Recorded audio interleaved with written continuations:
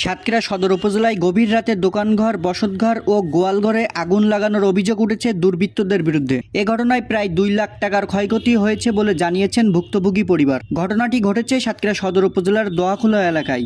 এই ঘটনায় ভুক্তভোগী গোলাম মোস্তফা বাদী হয়ে সাতক্ষীরা সদর থানায় একটি লিখিত অভিযোগ দায়ের করেছেন। আমরা বিচার চাই, কারণ আমরা যে ও লোকটা অনেক ক্ষতিগ্রস্ত হয়েছে, যদি কোনো সত্যতা করে থাকে তা যেন উনি সে বিচারটা পায়।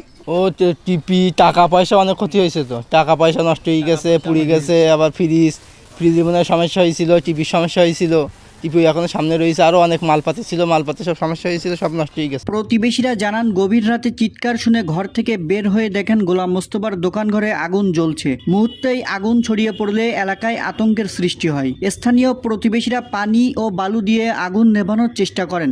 রাত 4:10 আগুন লাগছে, ওনারা দেখতে পাইছে।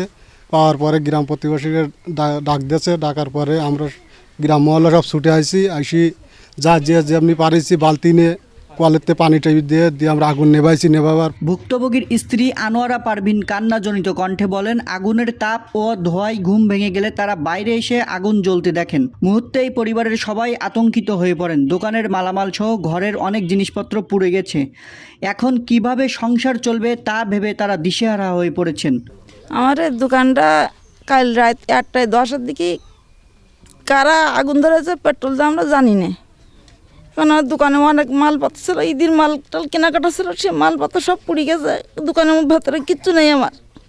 গতকাল রাত্রে আমার এই দোকান আর সাইডে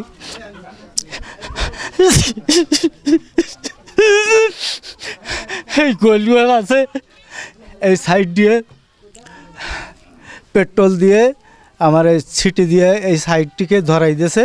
আমি চাই যে আমার সুস্থ তদন্ত হয়ে এই কাজটা কে বা কারা করলো যেন সরকারের কাছে, আমি প্রশাসনের কাছে আমি দাবি জানাই যে আমার এই জিনিসটা যেন সঠিকভাবে তদন্ত করে এর একটা সুন্দর সে ফয়সালা বের করে দেয়।